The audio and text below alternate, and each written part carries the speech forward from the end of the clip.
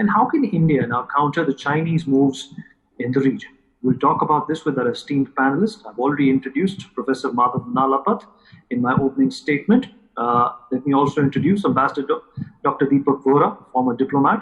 Wing Commander Abhishek Mathiman, former spokesperson, Ministry of Defense, is also here with us. Major General Shashi Asthana, former additional DG Infantry and Global Strategic and Defense Analyst, also joins us on this panel. Raja Lakshmi Joshi, political analyst, is also here with us. Major Mohammad Ali Shah, defense and strategic analyst, political analyst, also salutes us on the program. And in fact, let's talk about this. We are talking about how the US has galvanized its forces against the Chinese. Mohammad Ali Shah, defense expert, with me on the panel.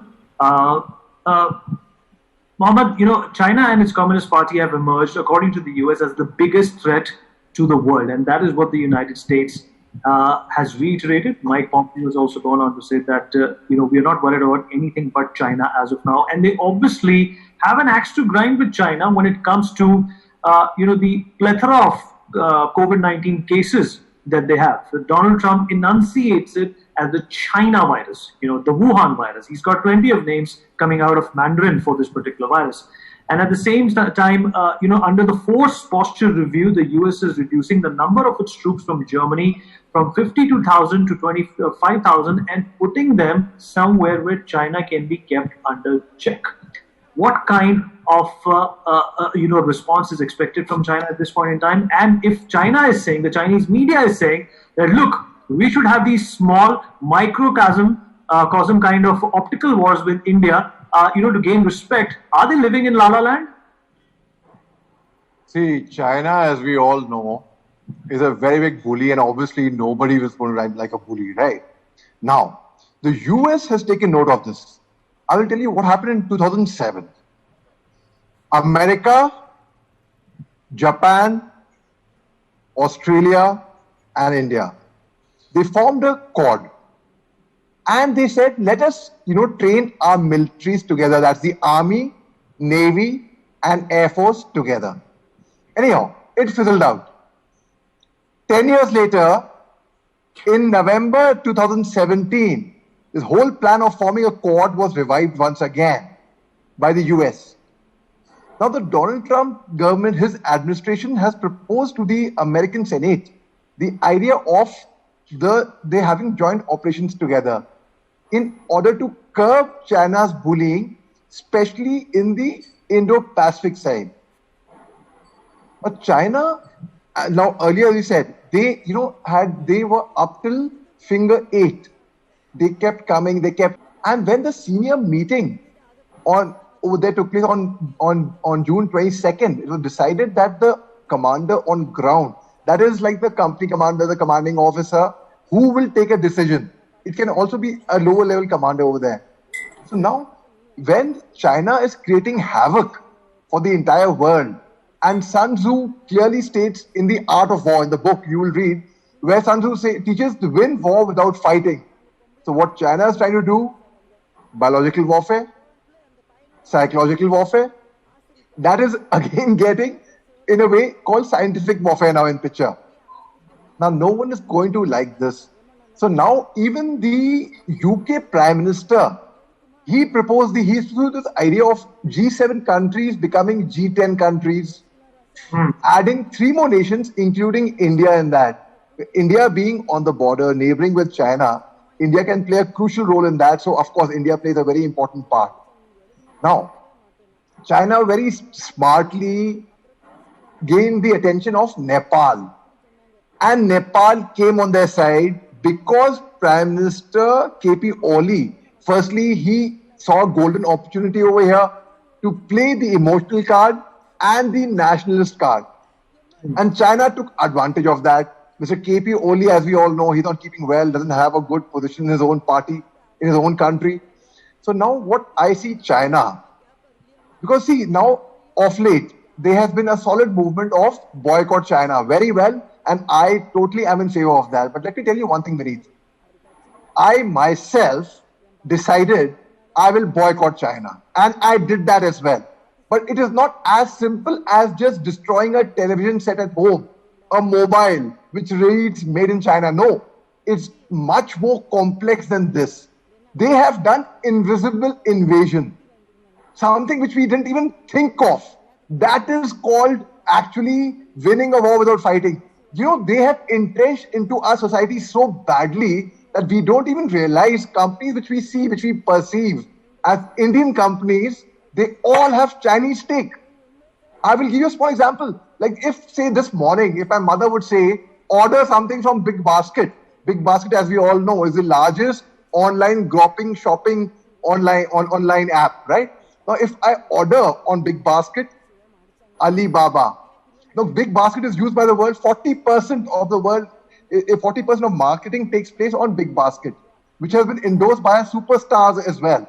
Now, 30% of stakes of Big Basket are owned by Alibaba.com, Chinese company. Anyhow, I would order things by Big Basket. Thereafter, if I have to go to, just give me a minute. The point I'm going to make, after Big Basket, if I have to go to office, I will order an Ola cab. Ola once again has got stakes. China has got stakes with Ola. Thereafter, if I reach my office and I find 70% of Indians are using mobile phones. The 70% of the mobile phones are Chinese. Okay, I will find all the Chinese brands, name them, they will be there. Thereafter, if I have to order lunch, it'll be Zomato or Swiggy, which once again has got Chinese stakes.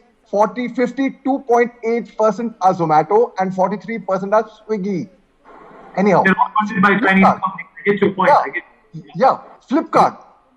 Things which we can't really do about. So now we have to think very strategically. Right. So we don't. Sir, when we have outstanding sons of India, daughters of India, we have 3 representatives from our military. We have one of the finest intellectuals, Professor Nalapat. We have Mrs. Joshi, who's a brilliant political analyst, and we have you, sir, as an anchor person. Let me reach out to the millions of people watching this show. Have faith and confidence in us. Have faith and confidence in your military. It's not an all of government approach. It's an all of country approach. Hit the Chinese where it hurts them economically. If I boycott Chinese goods, as Major Saab mentioned a little while ago, it'll have an impact. Sir, if I try, I may not succeed. If I don't try, I certainly will not succeed. This is where India is headed. The national will, the Chinese talk of comprehensive national power. Well, my dear friends, we are going to show you our comprehensive national willpower. And we are going to show you what we are capable of. India doesn't like to fight, but when we are pushed, sir, let me assure you what we have said to all our friends, that we will not give them a face-saving compromise, sir. We'll show them a face-smashing exercise that we will do. I'm sorry, I express very strong sentiments, but that's what I feel, and I believe that what I'm saying represents the collective voice of 1.3 billion Indians.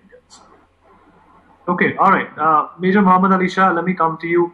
Let's completely focus on our defense and what our diplomacy and what our strategy as a nation is supposed to be. Let me cite an example for you. China has intimidated its neighbors, the smaller ones especially, very regularly, very sporadically over the past. But when they did something similar to Taiwan, Taiwan fought back. It repulsed China's move. And China did not come back again. So that does lend you some sort of an insight to the psyche of the Chinese, what they are made of. And, it's like hubris, the word Ambassador Vora used, that hubris has to be collectively shattered if China is to be taught a lesson. Absolutely, Meet. I will come to this, but before that, I would just bring over the point which General Asthana mentioned, and he was bang on. He was absolutely right. Perhaps he misunderstood me, or perhaps I made a mistake in conveying it. Finger 2 is 100% with us. Chinese from finger 8, when they start approaching, when they came to a beyond finger 4, that is when we pushed them out. What I meant to say was this. Now that area, in that lake, around that area, Pangong-so, Chinese troops on the southern bank of the lake, which was matched by Chinese army and the Indian army. Now, this area is called Chusul Heights, where the Indians have a base at Thakong on the southern bank. Now, you can see in any map, it's very clearly demarcated there. Now, the line of actual control in that area goes from Thakong to area 0.5146 and bump. And opposite area, Sapung and Gap and that's the Chinese side, right? So now on 4th July 1914, where the Shimla Pact was signed, and Chinese refused to honor that even now. That's when the McMahon line was drawn on a small scale map with a thick leaded pencil on ground. Obviously, that area would go beyond hundreds of kilometers, and that has been the point of contention for a very long time. Even the Galwan Lake, for that matter, in 1967, that is where the Battle of 1967 initiated from, and that has been a point of contention. Now, the line of actual control actually goes from 3,488 kilometers, and that area is so tough, it's very difficult to actually fence it. And it's impossible to fence it. Why? Because to fence something, you need to dominate it. Now, we should learn something from the Vietnamese. On 1st January 1979, the Vice Premier of China went to USA for the first time and told the President, Jimmy Carter, that the third child is getting naughty and needs to get spanked, he was referring to Vietnam. Now, when the Chinese army started invading into Vietnam, and Vietnam's border guards were there, they were deployed there, and the regular army was waiting 20 kilometers behind the actual border. Chinese army started invading, and it was a strategical move. The Vietnamese border guards started moving behind purposely. In the army, we have something known as an effective range and a killing range, which means, for example, if a weapon fires 700 meters, it has the capability of firing 700 meters. That does not mean when I see the enemy, I get trigger happy and I open fire there. I wait for the enemy to close in, say 300 meters, 400 meters, and then I open fire, and then I am able to hit the enemy harder. Now, so when they start approaching, that is when a leopard leaps few steps behind before it leaps, right? Same strategy Vietnam ne apnai.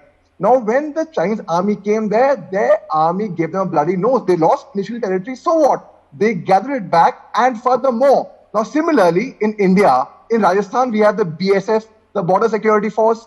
In Northeast, we have the Assam Rifles. In Ladakh region, we have the ITBP, the Indo-Tibetan Border Police. Now, as soldiers... Quickly, Major Shah, we have to wrap up.